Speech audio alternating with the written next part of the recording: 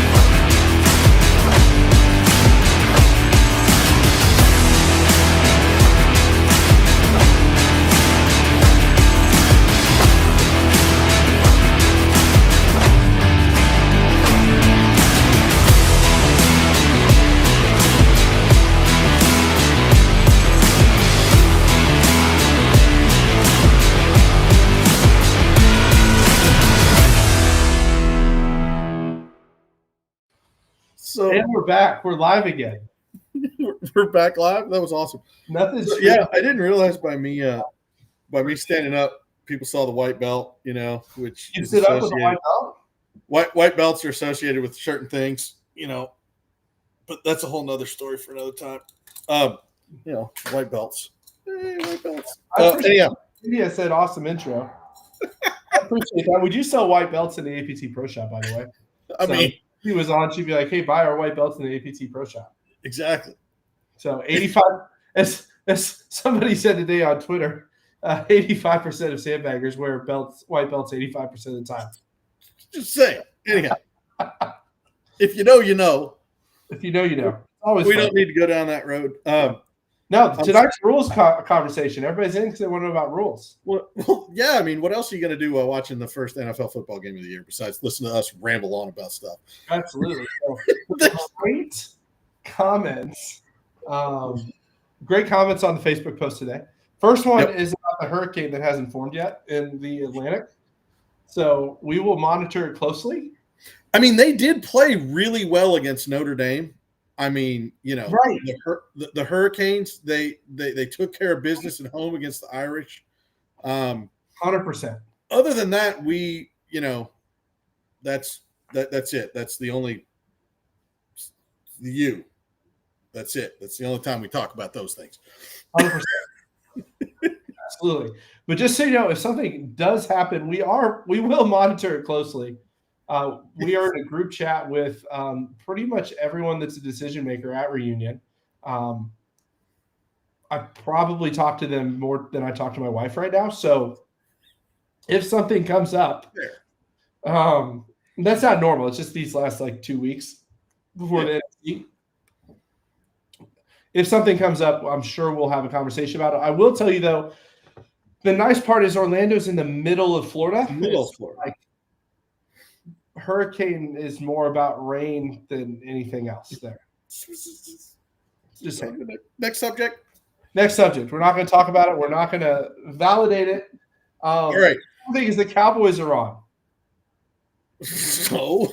And everyone in the chat said we're better than the Cowboys. And I don't know, take that as a compliment or an insult, but we'll just be right along. No offense to our Dallas-Fort Worth members, but you all stand no chance against the Eagles tonight. There you go. Oh, well, we'll see. 0 chance. The world's largest Survivor contest has made one of the picks on the Eagles, so I might be sad tonight, but we'll see. So anyhow, important things. Let's just Survivor contest in week 1. You're going to be so much more engaged at work over the fall. It's going to be awesome. Exactly. Oh my God. Anyhow, the first thing I think we need to get out of the bag and get done is competitions are just so for those that don't know you. Exactly. Sometimes, right? We haven't made the T-shirt yet. It did get drafted. Oh God. The beard was less fluffy. Anyhow, senior situation. I don't know if it's situation, but I think it's a good one to talk about. So we're getting in. I think let's give a little bit of color as we get into this. I think that's a good thing to do at this point. 5 years in, we're in the first full rewrite of the member manual. This is the first time we've went through it just line by line. And it's kind of funny because we're going through and we're talking through some of these solutions, and had a few members call us today that are in the chat. I just want to say thank you for the calls. Thank you for the ideas. We've had some great conversations with some members. We'll talk through some things. Some of the things we've finalized, some of the things we haven't. But we're going through a rewrite. And my favorite thing that we get in here back, I won't say who said it. So if you said it and you're in the chat, like, don't get offended. I'm just letting you know. You're like, why do you guys change something every year? Why does it change every year? Here's where we want to get better. Like, we want to create a better experience. We're looking at things that are happening. We're studying data. I'm looking at spreadsheets for this next thing we're talking about, senior stuff, and just excited about it because I'm seeing what's working across the country, and we want to continue and improve. And so we're going to do that. So issue number one that our players or members talk to us about all the time is senior options are confusing because we do it differently in a lot of different chapters. And so big change number one for 2026 is we are going to standardize across the board all the contests that we offer. And guys that are under 50 are going to have the same opportunity to double dip and win prizes at every event that the older guys are going to have, which we're excited about. Yes. So the senior net and the mid-am net is where we're going. It's where we're going. So all the chapters with senior divisions will be switching, which is only like 7 across the country. There's 39 that are doing senior net. So I know we had some comments in Facebook the last couple of days from some of the senior divisions that go, well, what's everybody across the country?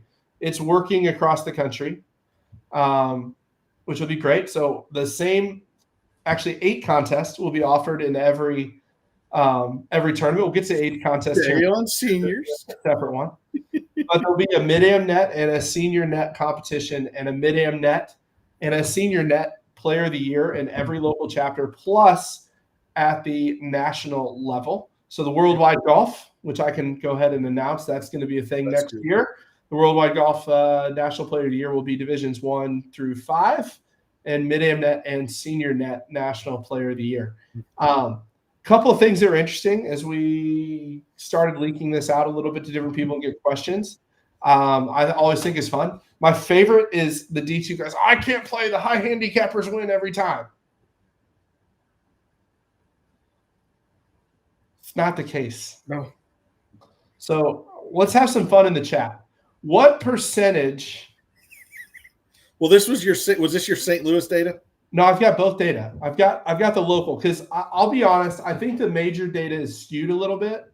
Okay. Just because of a few different factors, but one is the conditions of some of the golf courses we played. Like, we played some really hard golf courses this year, which I think factors into this. But what percentage? I don't even know where to go. What division do you think received the highest number of payouts in senior net this year? Division 4 through Division 5. What do you think's number one? See, I'm going to look at it from a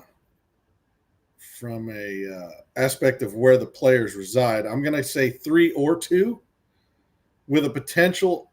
I mean, I'm going to cover everything. Huh? Have I even showed you this? I saw it, I think. I just forget it. Why is everybody voting when they? Well, this is good. I like it. We're in an interactive chat today. This is awesome. An interactive chat. It's just kind of fun. So we're gonna have conversation about rules. We're not boring today. We got 4, we got 3, 3, 3, 4, 3. So 4 for Division 3. No one's saying 5. No one's saying 1. That's because I told him. Oh. So what's the answer? So should I share my screen? See if we're gonna share Excel documents. Now it's gonna get boring. We're opening it up real quick. Just so everyone can see. We fired Chris. Here's the number. Look at that. So we paid out almost 40 grand in senior net at majors, which I think is pretty cool too. Here's the number of awards. Now, keep in mind this data is skewed a little bit because Division III and Division IV had more people max out than Division II. So this number, if you don't account for that or do account for that, it's going to be really, really close. So 2, 3, and 4 across the board. Division I, you didn't win very much. Well, but how many senior net Division I players were there? Not very many. Exactly. And same with Division V. Division V is usually one of our smaller divisions at majors. So that being said, pretty even across the board. Division II, though, takes the cake. There we go. So there's that. If anybody really wants to dig into this data, we pulled literally everything. So there we go. The answer, the winner was 2. So here's the one that's interesting. So St. Louis's senior division chapter, largest chapter in the country, 375 members this year, run senior divisions. So we do have an open net competition that we run. So I update handicaps religiously before every tournament. So what I did in the background, nobody in St. Louis has seen this yet, but I ran senior net for St. Louis because I wanted to see what would happen. Yes.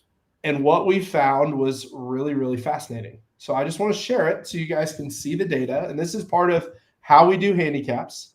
Oh, it's an Excel spreadsheet. I'm sorry. It's an Excel spreadsheet. Shut up. But here's your payout. Here's your payout. All right. In senior net. So Division III is the largest chapter or largest division in St. Louis. But if you look at these 4 divisions, 21, 33, 20, 20. Yep. Almost identical across the board, accounting for Division III usually has more people in it than all the other divisions. So that's where it runs into. And then you look at winning scores, which I also thought was interesting. Lowest was -7, which was an exceptional round. Gentleman has played 10 more rounds since that round, and he's a 12.8, and he shot 6.8 on that day. So -7 makes sense. But the margin here, 0.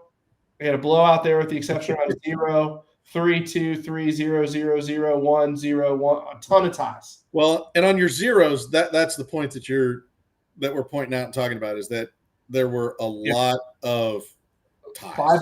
Five-way tie at Persimmon Woods, a 3-way tie at the Falls, a tie at Far Oaks, a 3-way tie at Norwood, 2-way tie at Stonewolf. So, I mean, you're looking at different different things here. Very, very competitive. What I thought was really interesting in here is here's what. Now, keep in mind this is a little skewed because it's just St. Louis events and there's no majors counted in this. But your Player of the Year standings, who would basically be a win and you're in the finals, is like 12 people. There you go. So super competitive, super close, a lot of fun going in that. And that's at one of the largest chapters that didn't see it. So there's nobody to manipulate it because these contests, in all fairness, didn't run.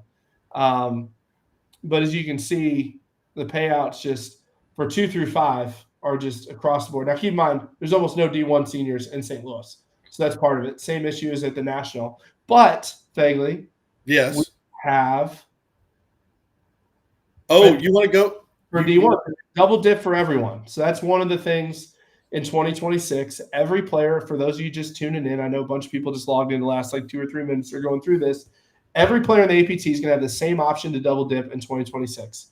So there's a mid-am net and senior net. It's going to be in every chapter. There's a player of the year for mid-am net and senior net in every chapter, in addition to the 5 divisions that are there, plus a national player of the year for all of those. And so truly, as you're a senior and you're one to travel from chapter to chapter, like so many of you I've seen in the chat tonight, call in and go, why don't I get senior points here? Points are going to transfer all the way across the board. It's going to be smooth. It's going to be consistent. Awesome. And then D1 is going to have an additional game that is not net, because if there's any D1 player here that likes to play net, I'd love to meet you. Maybe Fegley, but you're like a 4. That's why. Fair enough. I'm at D2 net. Your D2 net, you'd be fine. But D1 is going to have an additional double dip game called the Big Game. which is just additional prize pool for those that want to play for a little bit more. You're going to be able to double dip into the big game and go play for it. So it'll be fun. Correct. And that's just simply trying to standardize things across the playing options, right? Like one thing we always joked about was not joked about, but one thing players always came to us and go, well, I want to play in that. I want to play in that. So we spent a long time going through and going, we had a choice to make, touching on the seniors real quick. We had a choice to make to go down the road of senior divisions everywhere or lean into the fact that we've done the work a lot with our handicap systems. We've tested it throughout the country. We've got faith in going down the net road because nobody does it at this level and has any daggum confidence in it. We're going to take the effort. We're going to take the chance. And we think the players that haven't been a part of it yet, those that have been, I'm pretty sure has been all positive, those that I've talked to. And it's going to be something really exciting and really interesting. And then obviously the D1 players, they love as much skin in the game as they can get. So, we want to give them the opportunity to do that as well. So, well, I think it's important, Fegley, as we jump in to talk about how we're going to do the net game. Oh, yes. That's as important as saying, hey, there's going to be a net game. People are going, oh my God, why are you doing that? So one of the things that we've bought into that's worked really well is we believe in our tournament index, which is we're handicapping people based on what their tournament scores are with us. At a certain point, we call it validation, that we believe that's when, we can really start to rely on that index because we know what people's capabilities are. And so when we do the net game, we look at it different. So validated players get the USGA recommended 90% of their APT tournament index. And then if you're not validated, you get 90% of the 12-month low of your GIN, if you have one, or your APT index, whichever's lower. And just so if your APT index is lower than the 12-month low of your GIN, we might need to have a conversation about the tournaments you're playing outside of the APT. So it should not be lower than the 12-month low of your GIN. Just saying, putting that out there. Given recent developments. I'm just kidding. Not wrong. Just pointing it out. But and then if you don't have a GIN, you get 90% of the division low. The division low. So, division one, you get, or division one, basically put them at 0 unless there's some info that we can find. Division 2, you get 3.5. Division 3, you get 8.5. Division 4, you get 13.5. And Division 5, you get 18.5. Right. Absolutely. So, well, jumping into a couple questions in here, because I think there's some good questions that we'll forget to talk about if we don't just answer them now. Yeah, fair enough. So the first is Ed asking a great question. If a mid-am ages to senior mid-am, what season? This was quite possibly the dumbest rule I ever came up with. So we're scrapping it. So here's how it's going to work going forward. I'm just going to say what it is, man. Let's just have the conversation, Fegs. It is what it is. I mean, it makes sense in theory, but in actuality, it's really dumb for someone to become eligible for senior on August 15th. And then they can start playing in senior. Nobody likes that, including us, because it's impossible for handicapping. So for purposes for the 2026 season, once we get past the North American Championship and the Senior North American Championship at the end of this month, so October 1st, if you are going to be 50 by October 1st of 2026, so at the end of next season, if you're going to turn 50 at any point during next season, you'll play the entire season as senior net. So that way you don't have to worry about points changing or anything like that. Those of you that are 49 turning 50 the following year, that's the break. Correct. We're moving the clock, which then leads to, we talk about the senior tees. It's going to be called the forward tees going forward because not everybody should be playing them just because you're 60. Right. So we're gonna keep an eye on that. Go for it. You're eligible if you turn 60 by October 1st of the following year to play request to play the forward tee the entire season. The entire season. Standardizes the handicap that you're playing under. We don't have to worry about those fine folks that had birthdays on July 8th, July 9th, July 10th, July 7th. Like, we picked up on the fact that we need to create a season-long deadline to make a lot of things work a lot better. So those of you going from 49 to 50, we're just going to automatically move you on up into the seniors, into the senior net game. Those of you that are 60 or turning 60, 59 going into 60, we're going to give you the opportunity to apply for that forward tee at the start of the year.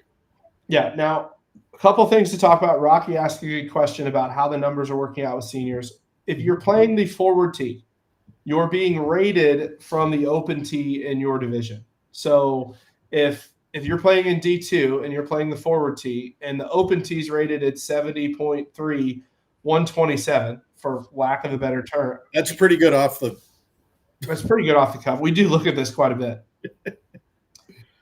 The forward tee is rated at the same rating and slope. So a 75, that's a 3.6 differential from the open tee, is also going to be a 3.6 differential for our handicap purposes. Rocky asked how that worked.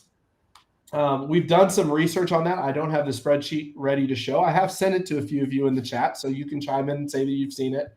But I will tell you that the percentage of winners from the forward tee is almost spot on identical to the percentage of rounds played from the forward tee.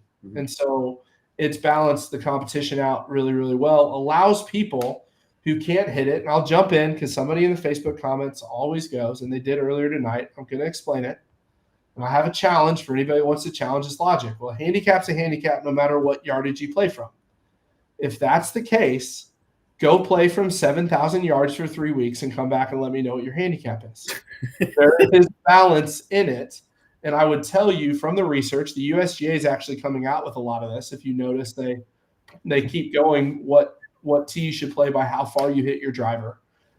The competition is more balanced based on if you get to a yardage that's manageable as opposed to putting someone to the extreme of the yardage, long or short. Right. There's tons of research on that. So and the other important thing about that is we are a gross score. So whatever division you're in, the score you shoot is how you're measured and how it determines whether you go up or down.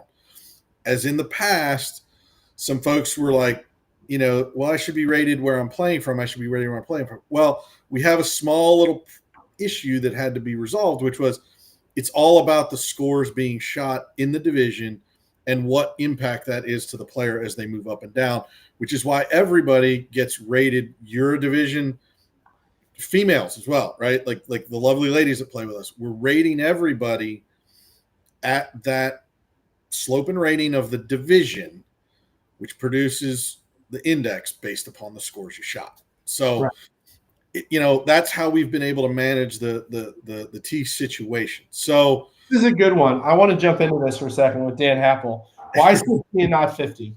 That's a good question. So when we actually started this, when I did it in St. Louis, it was 55 to start. I think the best way to illustrate that, other than just telling you it did not work at all, I mean, there were problems.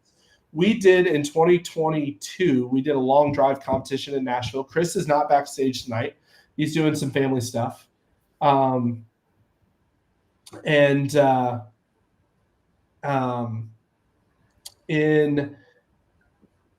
did a long drive, and at 50, the winner was 328 yards, a D3 guy. That was 52.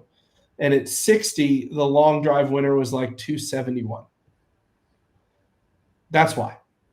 Because the goal of it is to create a platform. So we're trying to create a platform where you're not playing against 3 or 4 people in your division on the local level. We don't believe that that's much fun for anyone. And so what we're trying to create is an equitable playing field for players of all ages to be able to be competitive. And so the guys that are asking, why isn't it 50? That's why, because you don't need it. At the yardages we play, it is very clear that the average 50-year-old does not need to play a former team. And the average one, and who knows where this goes, because we have to get through next year. We're looking at options. Only so much we can do. I would tell you that the senior age across the board is starting to move away. We're doing it for division standpoint to 50 because we've been at 50 for the senior net competition, but from a T standpoint, it doesn't make sense. We'll get to 70 T. We'll get to 70. Don't worry. We'll get to it in a little bit. Okay. So, but again, that's that. Listen, we understand that's the break that we have. Again, you're eligible to play in the United States Senior Open at 55, right? Or is it 50? I don't remember. It's all over the board. Listen, this question came up when we started talking about our chapter owners, and we found like 3 different ages for different things. It's 50, 55 is the break, essentially, depending on what you want to play in, where the break is. We've gone with 60. It's what we've done. It's where it is for now. It's where it is for now. Where it will be next year. Which then, I guess, since we're starting to get some conversations, let's go into let's just go through the easy stuff. So validation. It's been 7 rounds. It's going to 6. Like, okay, well, yeah, that is the other thing. So those of you out there, those of you that know the APT, you know that we have this thing called validation, which means it's you've done enough in our eyes that we're going to be okay with your handicap. So that number was 7. We kind of looked at some information. We looked at how many events we were playing, and we were like, you know what? It's time to move down to 6. So that was the decision. So validation goes to 6, which means it's your best 3 of 6 scores, right? Along the score breakdown. So after you've got those 6 events, your best 3 are in that index, and that is what determines the validation. What that allows you to do at that point in time, you get your APT index in the net game. Which one you playing, you get that. You also then are protected from disqualification. So at that point in time, we feel as though you've vested enough. If you happen to have that career round after 6 rounds, good to go. Just don't get too upset when you move up. Because this is something that changed a couple of years ago that I think is important to keep, because people don't understand that. Like, once you're validated, we're going to let your score stand, and if promotion is warranted after the round, we're going to promote you after the round. But if you're in D3 and you have the round of your life and you shoot a 73 and you're validated, you've played 15 rounds with us, congratulations. 6 rounds.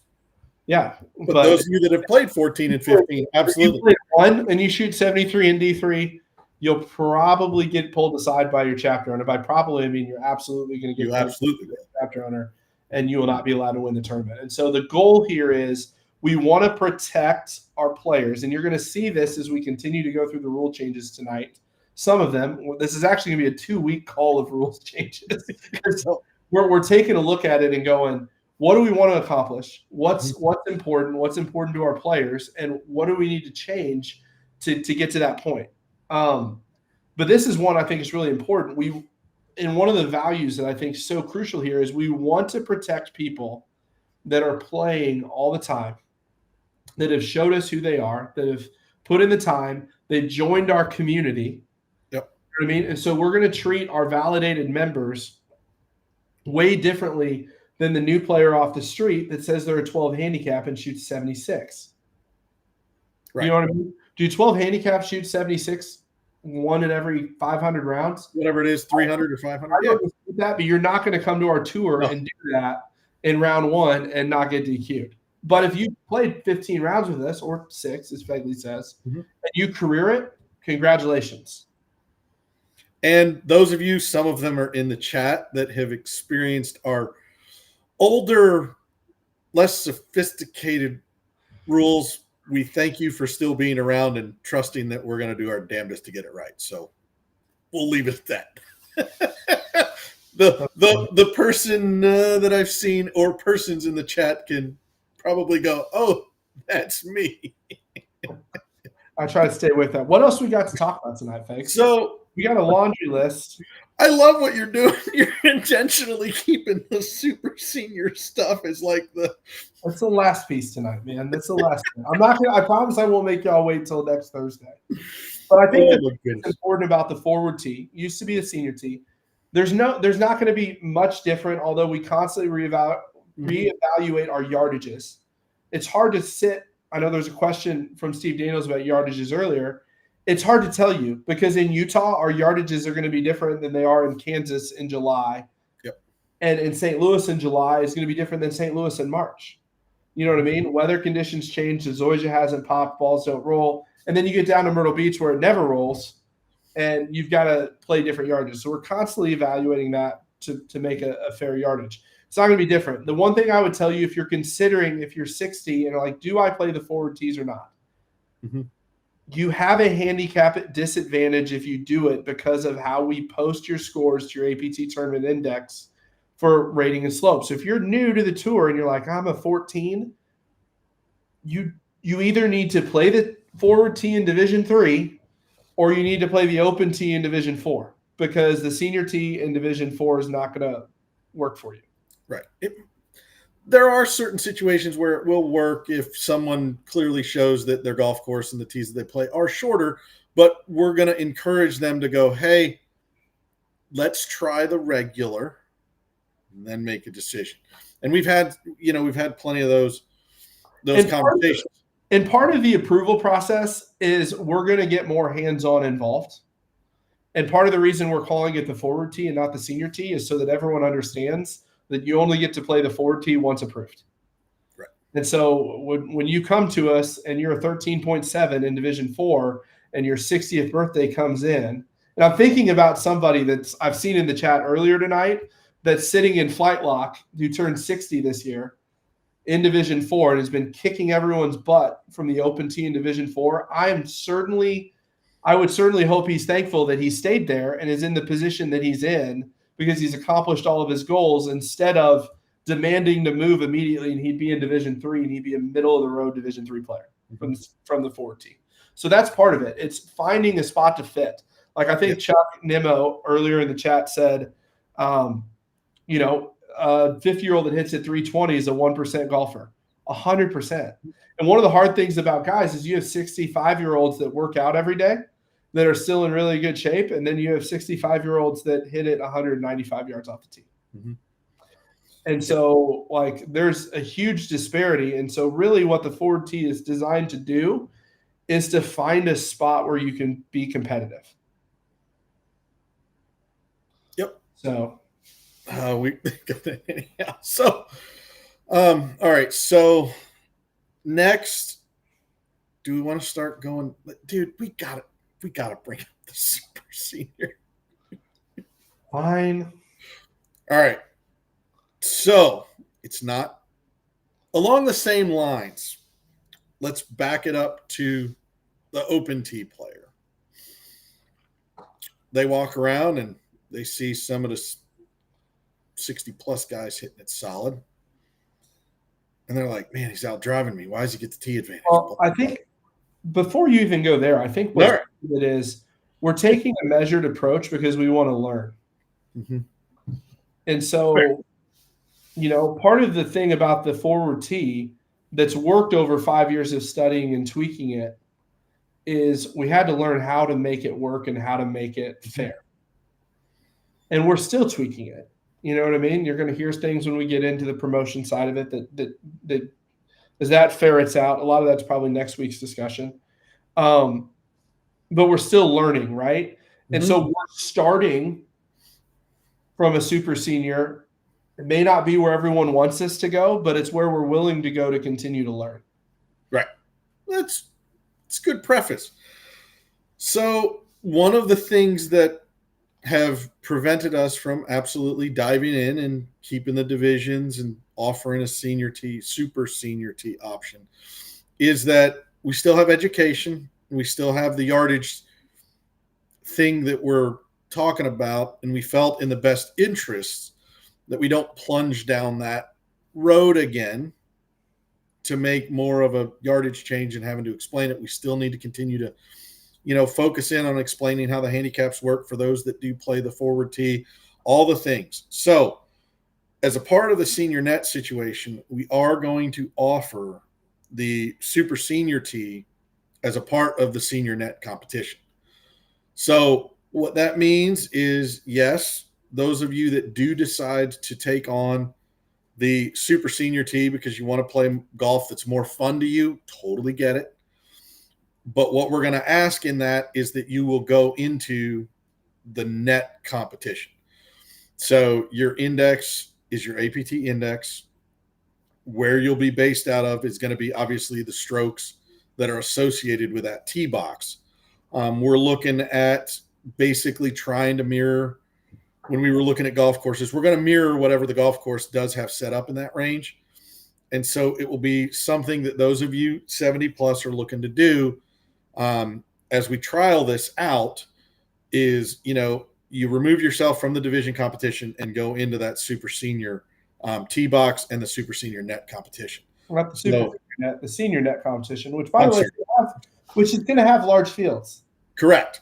Large fields and bigger prize pool. I think this is an important one. I want to jump in. Johnny asked a great question. This hasn't been standard across the board. There's only a couple chapters that have done the senior only. In this new format, everybody is, with the exception of people that choose to play super senior tee, is going to be in their division. One of the things with the forward tee option, and when we did the research across the board, when players that played only in the senior division played well, they would have won or got second in their division. It's a handicap division, right? And so there's not ever for those chapters that had senior divisions, a big disparity in scores between the winner of either one. Correct. My favorite was the time we had twice in St. Louis this year in Division II. We had this poor guy. I finally pulled him aside. I hope he's not watching. I'm not going to name him.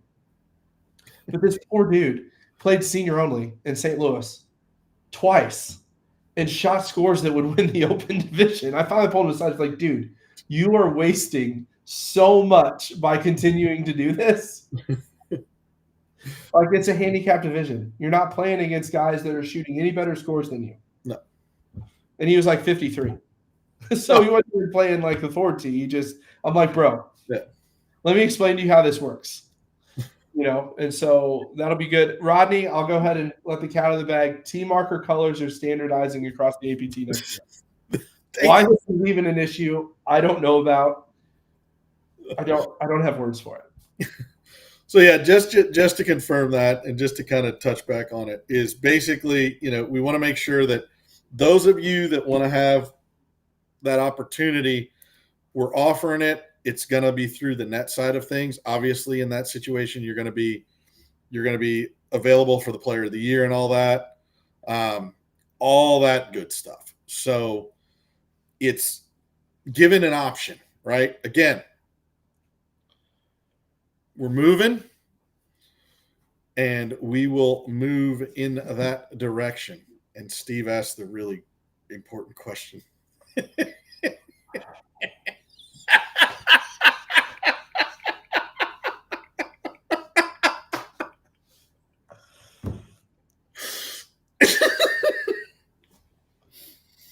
We just need to bring Daniels on the call because this is what Daniels does. And I love it.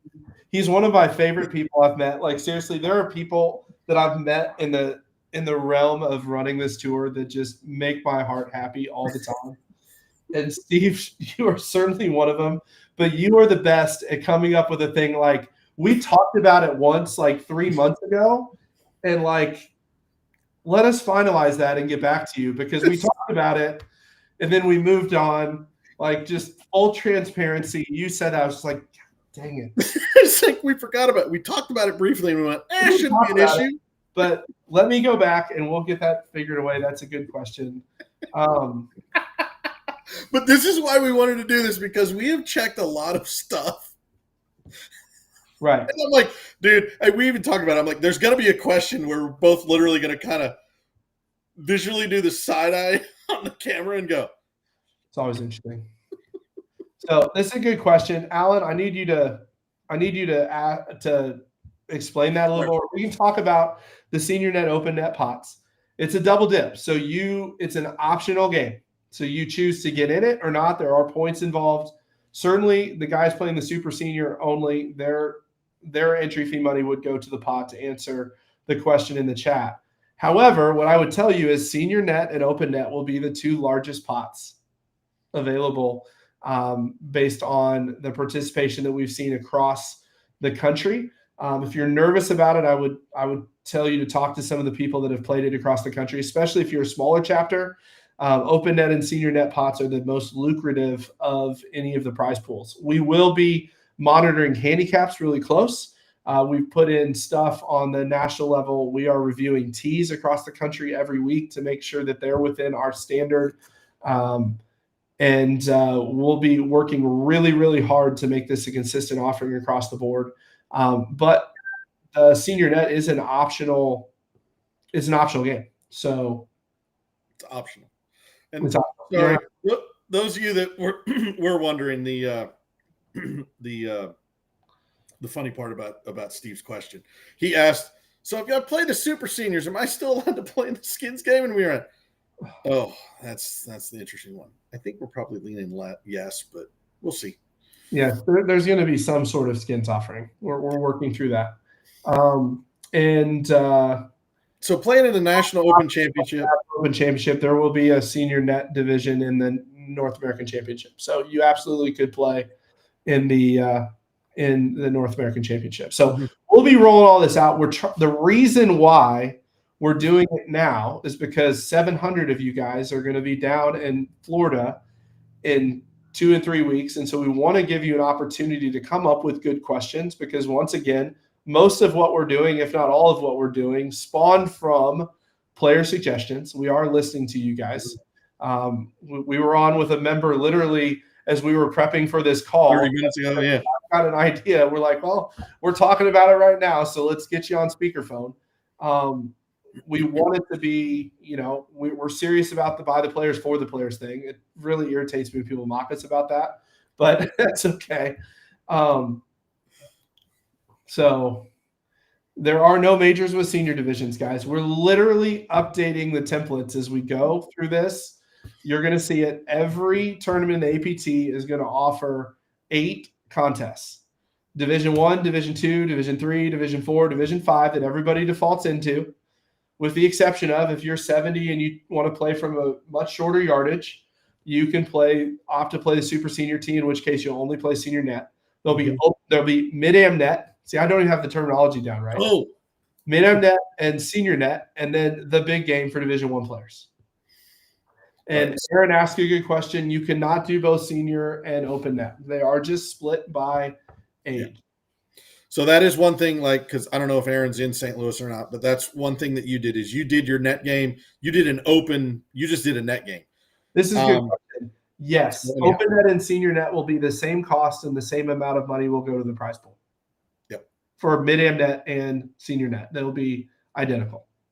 So there you go. Sorry. Go ahead, Fegley. No, it's okay. So yeah, that's, again, like we said, there used to be some chapters had senior divisions. Senior divisions are no more. So we are going down the road of having a net game for players under 50 and players over 50. That's it. Then, as the question just came out, the big game, it's for Division 1 only. Division 1 only. That is just, again, everybody asked about double dip, right? No matter what division you were in, right? We always get to go, I want to play in the secondary contest. You guys got a secondary contest? So, so that was the question about, well, how do we do it? So we came up with the idea of, let's let the D1 guys have an option we'll see how it goes. And that option is to put more money in the prize pool and play it together. So Can I just that say, way, you know, the next time we do one of these, I'm literally going to have a call with Steve 2 hours before. And I'm like, Steve, I need you to ask every question you're going to ask so I don't feel like an idiot when you ask your question. no, it'll be along the super senior. We'll get the process out. I assure you. It's going to be a lot. It's going to be along. Sorry, it'll be along the process of how we're going to do the 60-year-old tee. Like, we're going to have a set process. Emails are going to go out. Requests are going to go out. Conversations are going to go out. So as a player who's over 60, you'll get that email, and there'll be something in there. If you're over 70 and would like and have interest in the super seniors, reply back. We'll get through the details on that. So, but due to those of you that have gone through two things, those of you that have filled out the handicap survey, longtime members, you guys probably haven't seen it. You may be familiar with the relegation system. We're trying to use a system in here where everybody goes through some forms. It gets put into a database, so then we can like keep it updated. So I don't have to go through 73 emails and go, oh, that guy sent in a relegation request and we missed it. So we're gearing towards that. Those links will be available in the members manual. Right. So again, and Rodney puts in, we're going to need a billboard for all the side games. It's actually going to get simpler. That's the nice thing about it. Yeah. Actually, the National is really not going to change that much. The only difference is D1, instead of being in senior net and mid-am net, will have a game just for them. That's the only real difference to any of the side games. Chuck wants to know if we can get Yip Strickler to check out the Sandbaggers. I will tell you, Chuck, anytime you want to come to a handicap committee call on Wednesday nights, Fegley does a pretty good invitation every week. We're going to win. Going to the game. Was he around for the opening part of our call? I'm staying away from that. We're not going there. We got to talk. We got like 12 minutes till it's 8 o'clock, and people are still watching this. That's a good point. We want to talk vision. So here's the deal. Here's the biggest thing we're talking about: the innovative change. I'm just gonna say it. I'm really sick and tired of waking up on Thursday morning to see Wednesday morning to see the promotion list and going, God dang it, with people that have worked hard to stay in a division. Now, keep in mind, I'm going to say this, we're more flexible than any other AM tour that's relevant in this space. None of them have a flight lock. None of them have flight protection. It's just you go 0.1 under, you get moved. Nobody says anything about it. And so from a vision standpoint, we're looking at it from so many of our players care about local player of the year. And so that's one of the things we're looking at is we're running a tour that culminates this weekend's the local finals, and then 2 weeks later is the North American Championship. You play and you work for it all year. And so what we're looking for, if that matters, we need to shift our handicap system, and particularly not our handicap system, but our promotions, even some of our relegations to match that system, right? Because it's one of the ironic things. I don't know if ironic's the right word, but I'm going to use that one for right now. We'll see where it goes. See where it goes. But one of the things that I found fascinating through this cycle of it, which we had a lot of it this year because we had a lot of people play a lot of events that got promoted in July and August. Yes. And all of those people that got promoted were huge supporters of our policies until they got promoted. And I get it. And so we're going to do something. We're going to do something fundamentally different to try to keep people that have played in a division all year and give them the ability to finish out their year in their division, go to the North American in their division, and then celebrate their promotion at the end of the North American. Yep. Yes, Will, the point getters. We have some, just a few.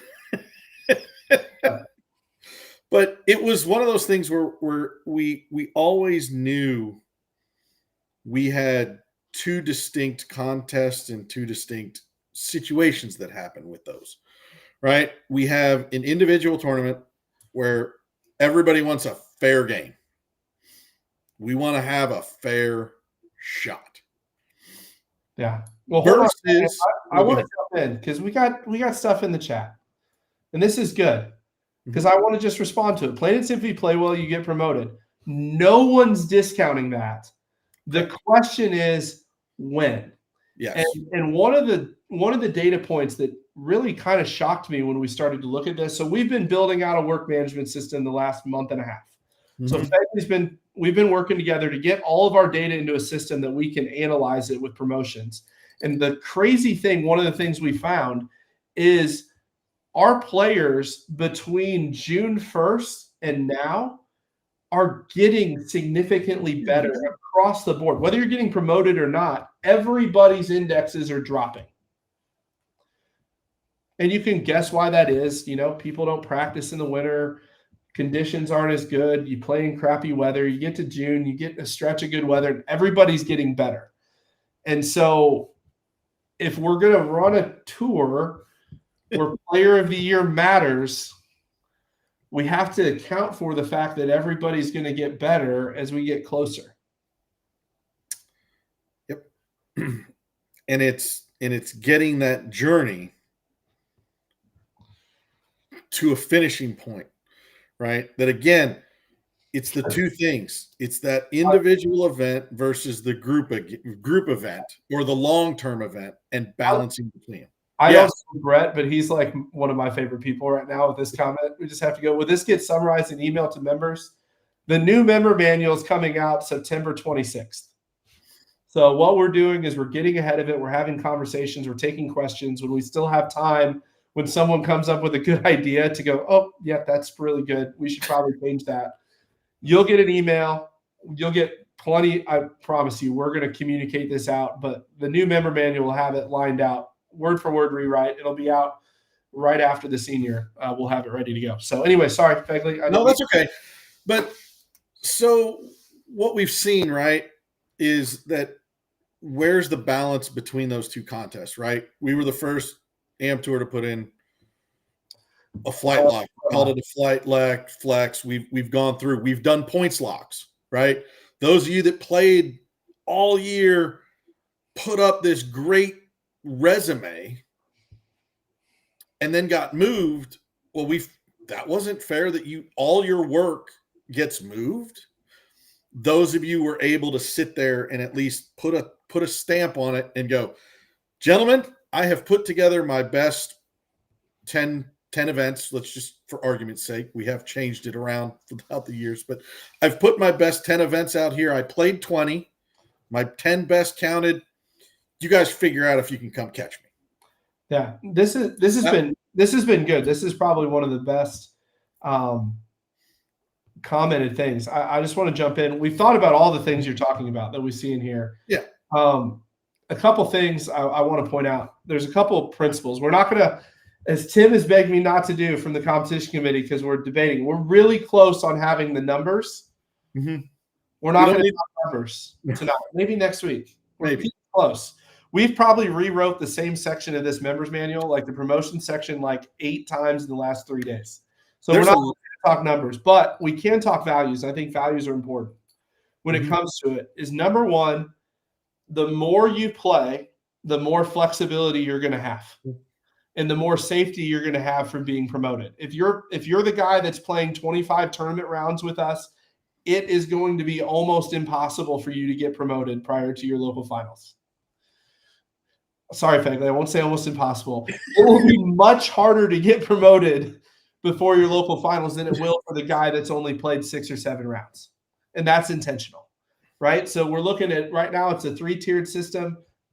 When you get to July, based on the number of rounds played in the season and being validated. And we're also looking at an option that would be a year round with a little bit of a buffer to help stave off some of the Dan India, my index went to 8.4 and now I have to go to D2, even though in one round I'm going to have a 11 fall off and my handicap's going to be back to a 9. Like, we don't want to see promotions like that. And so we're going to do some things that nobody's done before. So it may work out great the first time. We're probably going to have to tweak it along the way. But the value is we want to keep the people that are playing consistently with us and give them an opportunity to compete in their local player of the year and also compete at the national championship. One of the things, there's not going to be promotions between the local finals and the North American Championship in 26. If you make it through to your local finals, go play, go try to win a national title. We want the national championship to be the best of the best from all across the country in that season. And at the end of it, through all the flight locks, the people that are at the end, you're getting promoted, but we're going to celebrate you. And you're going to have the chance to finish what you started before getting promoted. No more of this. Gosh, dude, it's less of this. Much less of this. Less. That is the whole other thing is we do go through this and we have looked at it, and that's the whole thing. At some point, as my phrase that Matt's probably tired of, the rubber band breaks. Right. I actually kind of like that one. There is a stretch point where we just can't. Right. If you're more than 2 shots below the division line, like you need to go play in the next division because you might as well just go win that one because you'll have an opportunity. You know what I mean? And to Steve's point, it's hopefully we're going to have better dials on this situation that he's talking about where players get promoted and move back. Here's one of the things I think this is important to talk about because we're about values. Yeah. There are going to be exceptions for you being able to be in the late flight lock that gives you the flexibility. One of those is going to be, are you the guy that relegates every year? Because if you're the guy that relegates every year, you're going to get your one bite at the apple. And then the next time you go, you don't get to just sit there and sandbag your way back every year to the same spot. You know what I mean? The goal of our tour, once again back to values, is to help people build community, compete, and get better. Part of getting better is when you get your bite at the apple to get promoted, that you go try to play in the next division and you don't sit on the line and whine. If you're the guy that sits on the line and whines after we give you the ability to finish the year, you're not going to probably like us as much as you have in past years because the answer is just going to be no. It's until you put the effort in to do it. The other piece. And a caveat to that also is a determinant about how that goes, right? Like if you're the guy that touched, got promoted. I mean, again, the math, we have so many players. There's a difference between touched and blown through. Correct. Or gone below to a point where, look, you got to give it a chance. The math is, and people talked about the line, right? No matter where that is, these issues are always going to be, they're structural. There's no change. The line moves. I'm talking to these 10 players. The line moves. Well, I'm not talking to those 10. I'm talking to these 10. It's just the way it works. So that's where a lot of this comes from is like, the line's always the line. So it's interesting that you got a text and I'm trying to fill it, but no, it's all good. It's all good. No, I mean, I think from the standpoint, because you talk about, I'm reading Roger's comment about relegation. Part of what this allows us to do that I think makes a ton of sense for everybody, and I think everybody in here would agree, there's a difference between getting promoted in Division 4 because you went to 13.4 and getting promoted because you went to 12.5. And also your entire, depending on how long you've been around, your entire golf history. Correct. Right? Like at some point you are what you are, right? So part of what we're doing though is getting into it is the players that are doing things the right way, and I can name 15 of them that I'm incensed about right now. Mm-hmm. You know what I mean? That are doing things the right way. We're going to give you enormous flexibility, but we're not going to give the same flexibility to the people that Jason Wright said it best, sit on the line and whine. Once you blow through it and you want to relegate back, you don't get the same protections that the person that's truly investing in their game and trying to get better is going to get through the year. Yep.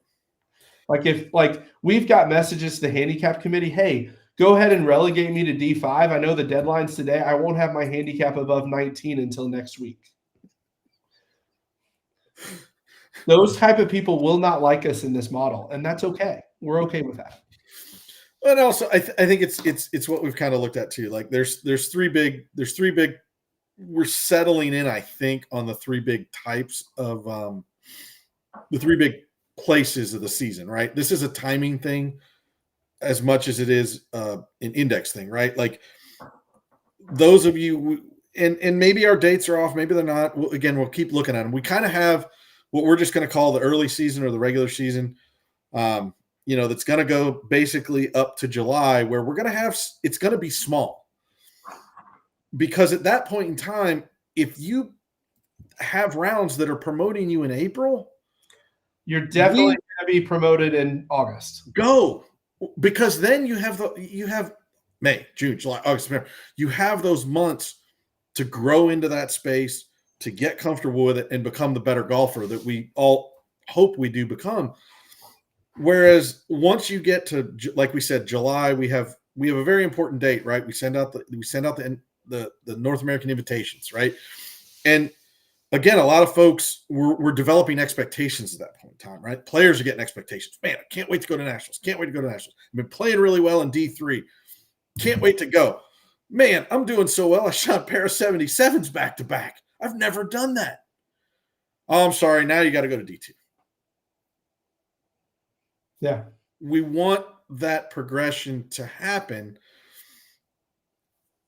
Still have the competitive spirit that we have, but allow the improvement, allow the things to happen just naturally through the year, and then get to that end of the road. But yeah, I think we've talked kind of philosophy and talked about that a lot. So yeah. Uh-oh. I mean, we do have a lot of people watching. We didn't. So I could tease a January major or two. There's no tease. We didn't announce December yet, did we?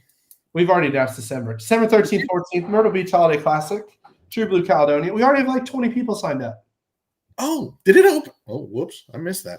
Yeah, I got you. So, Chuck, I got you. So, January, I'm excited about January. I can't give you the second one yet because contract's not signed, but it's in a good spot. But the 2026 opener in calendar year 2026 is a new venue for us. The Florida Swing is going to be awesome this year. I'm really excited about it. January 11th and 12th, we're going to Innisbrook to play Copperhead for the first time. APT's never ran an event there. So we're excited about that.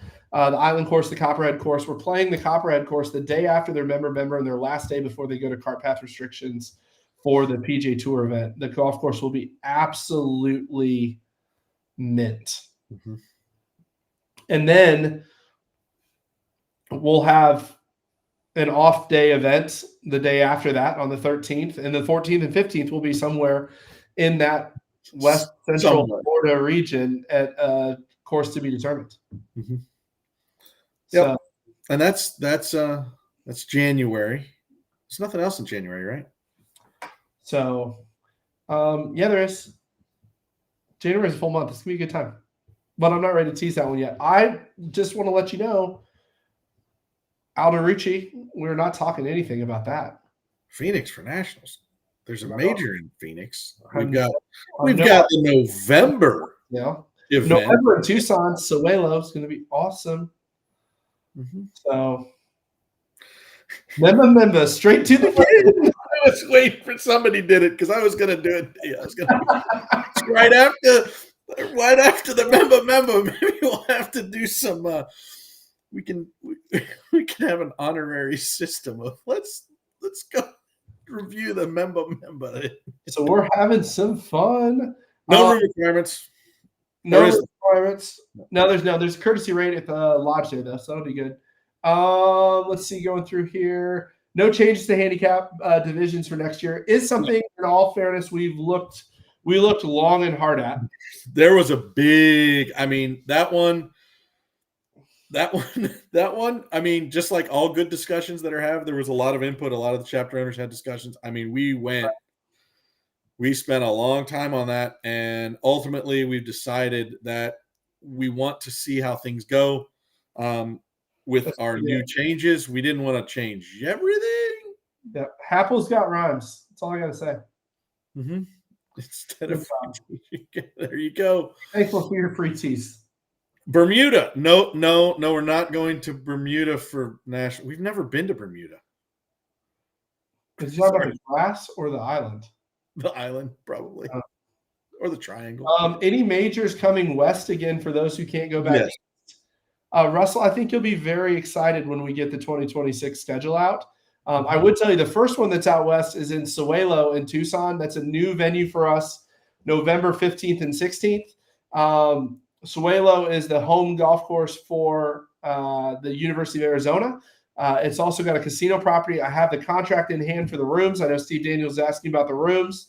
As soon as I get that back to them, which I'm going to do before I leave the office tonight, I'll have that in so you guys can start booking those rooms. They're $119 a night at the Tower, which will be great. A lot of fun there. And then there's some other good ones. We've got another new venue in California next year that I'm excited about. Mm-hmm. There's a few that are going to be really good. So definitely some opportunities. Let's see, Alan's going to have to wait to the North American Championship for that announcement. Net shouldn't have more than the division allow. If I'm D3, my net shouldn't be 15. We'll talk through that. Validated. But yes, I understand the point. Yeah, there we go. So we got two big things. Senior North American, we still have spots available. We do. I did see that. The North American Championship, we are on a wait list, but get in it because people. If you have an interest, sign up for the wait list because all the deadline for folks to make their decision and pay the cancellation fee is approaching over the next couple days. So, I'm not saying anything, but I'm saying if you are on the fence, that wait list, I have been sending out a lot of emails. So those of you on the wait list, the majority of you remaining have received an email. So I still have a couple to send out, but going through that to just kind of inform everybody and let them know where it stands, figured it was a good opportunity to say, hey, if there is anybody out there, yes, we don't know. A couple of things. I'm going to say Chuck's putting out a thing for Omni Homestead. That's a new venue for us. Yes. October 21st and 22nd. This is the tournament when your wife goes, I want to go to a tournament when I'd really have fun and enjoy myself. This is the one to go to. The mountains in Virginia in October. The Omni there. There's not a room requirement. You don't have to stay. We've secured discounted rates to like 50% of what they normally are, which is still not cheap. I'll tell you, it's not a Fairfield Inn, but it's also one of the most historic and nice hotels in the country. A beautiful countryside. There's a beautiful spa there. 2 fabulous world-class golf courses. The USGA is hosting a national championship there 2 weeks before we're there. The golf tournament's at $599 just to play those golf courses.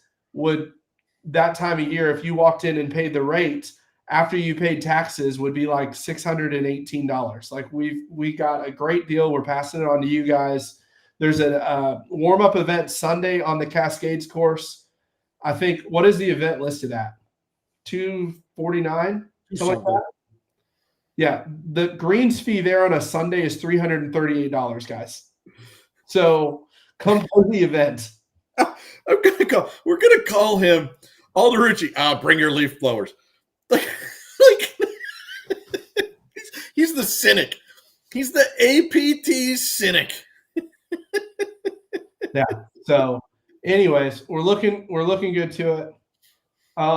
Where I like you're reading as I'm reading. Am I just missing it? David. Go ahead. David did ask a good question. So, no, your index is not available on the app. Unfortunately, you have to go. There's 2 ways to do it.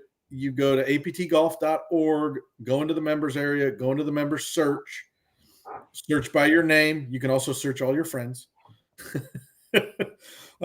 You can do that. The other option is those of you that have logged in, those of you that have logged into the to the website or the doc, through your computer and not through the app, it is in there in your player profile. It's under tournament index. So that's where those two things live. That's one thing we have to ask about for future improvements, is having that stuff available on the app when you're logged in. But for now, that's how you find it. Couple good questions today. So Emmett asked about, can you explain the email today looking for balance due for nationals? I thought you only took tour credit, then billed the credit card for any balance due. Okay, so two things. You got it? You want me to handle this? Is Fegley taking over financial? Because I will sit back here and sip my wine. You can correct me. Please do. But again, a part of this is learning. My wife's phone is going to it's just going to start blowing up with her. Exactly. So the way balance payment works is if you have credit in your account and you sign up for an event, it'll ping you and go, you have credit. Do you want to use it? Yes. That's one way to do it. Now, because the NAC is such a special event and Allie has made her services and skill available, because of the way the system works, those of you that are payment computer experts will understand, once you do an initiation, the payment gets locked and the dollars get locked, right? Yeah. So just jumping in. So when you register for a tournament to meet all the security requirements that Stripe has, when you sign in and pay your deposit for the North American 2 months ago, or whatever it was that you registered, it created the deposit and it took it and it created the payment token for the balance and then scheduled it. When we hit the button, it runs it. So we can't modify that for credit to automatically be applied because that payment's already done. So what my wife and Fegley and Jersey, our staff's doing that I think is really awesome, is they sent the email out today that said, hey, if you've earned tournament credit since that point that you didn't apply to that registration, because credit doesn't apply automatically. Correct. And you want to use that, to go ahead and email them, and then they'll go through and do it. It is a manual process. So give them time. Don't wait till Monday at 9:48 a.m. when they're going to hit the button at 10 to ask to get your tournament credit used, because it's probably not going to happen. Yeah. But if you have tournament credit that you want used, just shoot me an email and say, hey, I think I have credit in my account. I'd like to apply it to the North American or the Senior North American, and they'll work with you to make that happen. It's not normal because, like you said, that payment token's already created for that balance. That's right. And listen, that is why when people ask about it, like throughout the year, right, when there's your normal tournament sign up, it's a manual process. It is a boatload of work, but again, we're player centric. You guys have spent the time. Also, the payouts for these local finals are significant. We're okay with saying, all right, we're gonna put in the work, we're gonna put in the time, and we're gonna use that to apply it and go through this process. There's again, we've got spreadsheets upon spreadsheets of tracking, because again, that's another important thing. We want to make sure that we're the accounting square on all of that. But that's a system thing, that's a payment thing. Again, if you face any multiple payment thing, it's just the way it goes. So using gift cards or virtual cards, I'm going to leave that to you. That's why you should pick tournament credit. I'm not going to answer that because my wife's handling all this, and when I get done here, I have a 30-minute drive home, and then I will have to answer to her. So that's outside of my jurisdiction. And so if you have that request, you can email support@aptgolf.org or majors@aptgolf.org, because while it might appear that I'm the boss, I am not actually the boss. I'm going to ask a question, Matt. Does Allie have like a favorite flower, a favorite?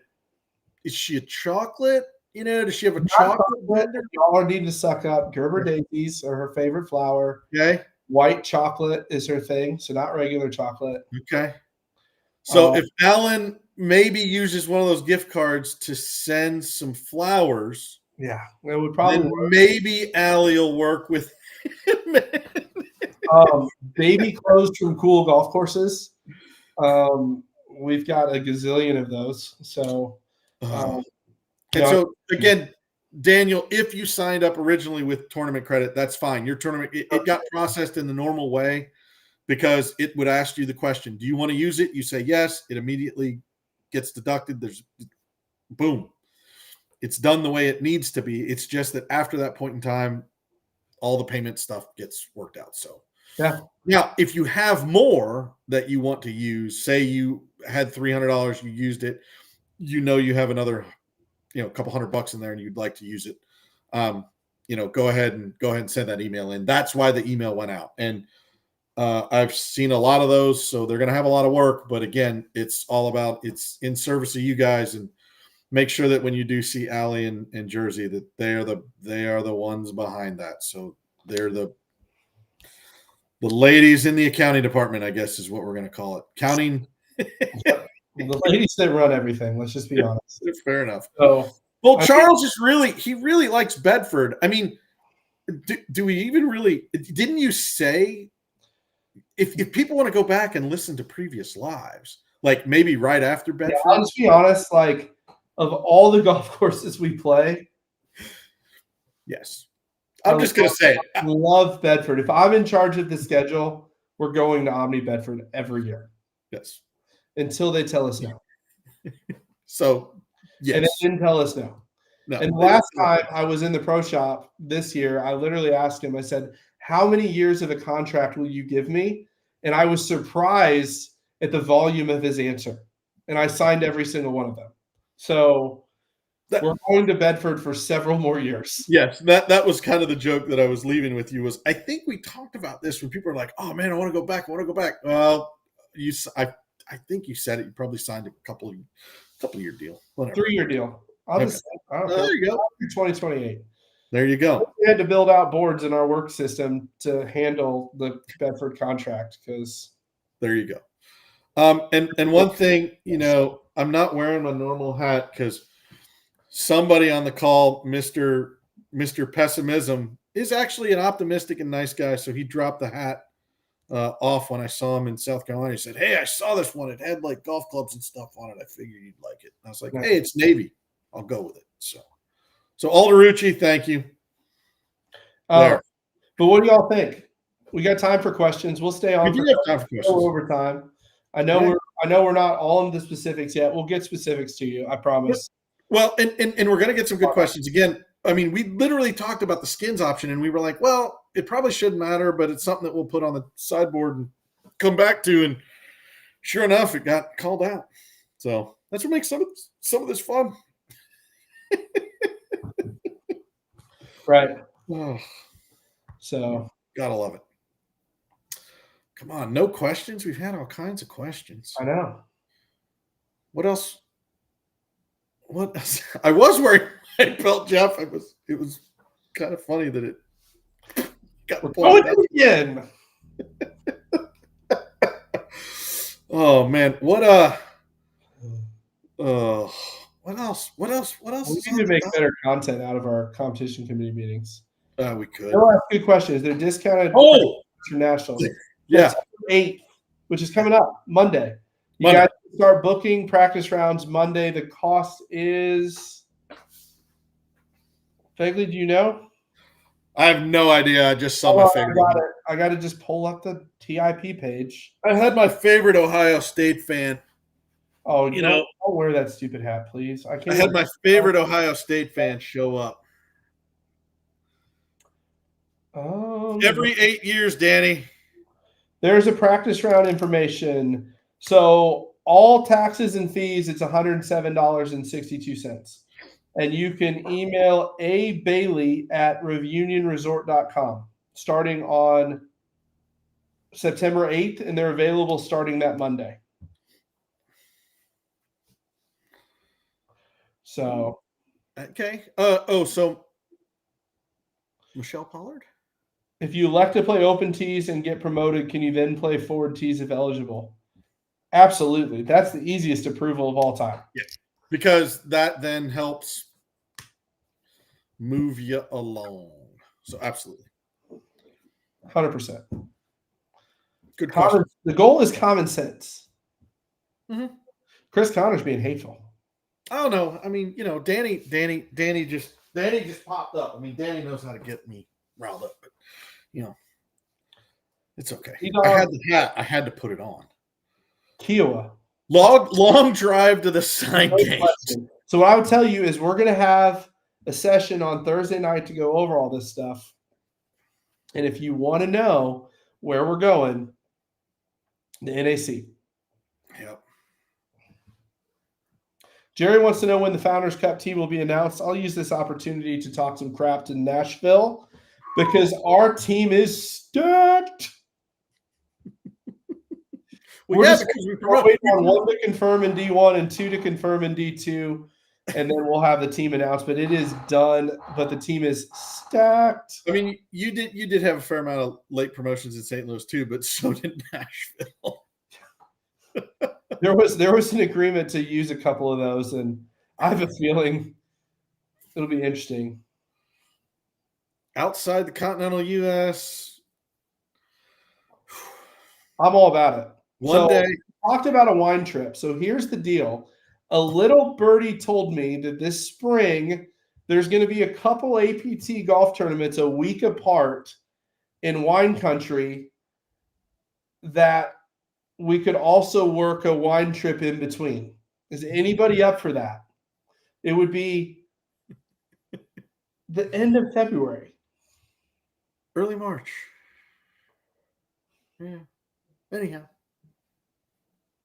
Just saying. Oh. Just point it out. Man, I only took that one trip to play golf in 2019 in Scotland. It's been a while. I need to do that.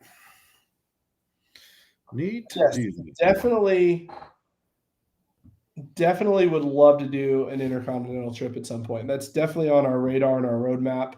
To be honest, that's more Jody's deal than mine. That's his passion, and he ran for Congress, so I might have to step in to do that. So Chuck, I might get you involved to plan one because I would love to lead one. Jody's the expert in that. I'm more.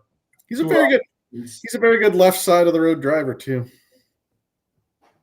So some good questions. This is good. We got all the chapter seasons end at the same time. We really would like that ideally, but based on schedules, there is some flexibility, so you do need to pay attention. Again, it's leading up. It's going to be, late August, early September is when we ideally like to see it happen. So yeah. Not everyone ends at the same time, though. So if you are chasing National Player of the Year points, if the neighboring chapters allow it, go show up in their chapters and see if you can be one of those guys. You'd be the most loved guy. I love Chuck tonight. Take it to the game. What's that -2? Oh, so funny. But anyways, I'm not going to go there. They're great things to say. So funny. But and our resident member who we're all referencing has been a really good sport. So he has been a really good sport. Thank you.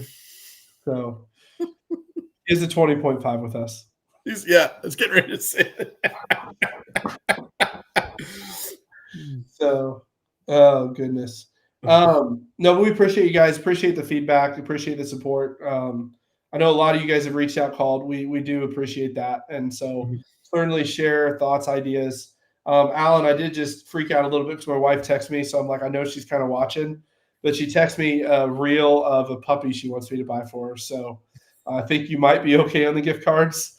I'm probably not okay with the baby and the puppy, but I'll deal with that later. So, oh man. No, you have to wait till the little one's at least old enough and looks up at you and goes, puppy. Oh, we're close. Because right now there's the cat. Literally, I wake up and I'm like, hey, Collins. I pick her up, call her for a minute. We walk down the hall. And then, she just goes, cat. Like she has 2 words she can say. She has 3 words she can say: dada, cat, and ba. It's gonna be fun. So we're having a good time. But anyway, Stephen Bell, welcome aboard. Real quick. We'll do another live next Thursday before we head down to Reunion. And then in 2 weeks, we'll be live from Reunion, which is going to be awesome. So tune in if you guys think anything. Certainly, you can always send handicap committee an email, handicaps@aptgolf.org. That gets to both Matt and Matt, makes it easy. And the other 2 members, so other folks do see it. So correct. Absolutely. Well, thank you guys for tuning in. I got to figure out how we're going to get to the rest of this because I'm not sure what's going videos. There we go. Videos. Hold on. I have no idea where we're at. The Scotland chapter? Seriously, I was making fun of somebody else last week for not being able to do live, and without Chris, I am now that guy. We're like, we are short-staffed tonight. But anyways, thank you guys for tuning in. We'll see you guys next Thursday, and good luck in your local finals this weekend.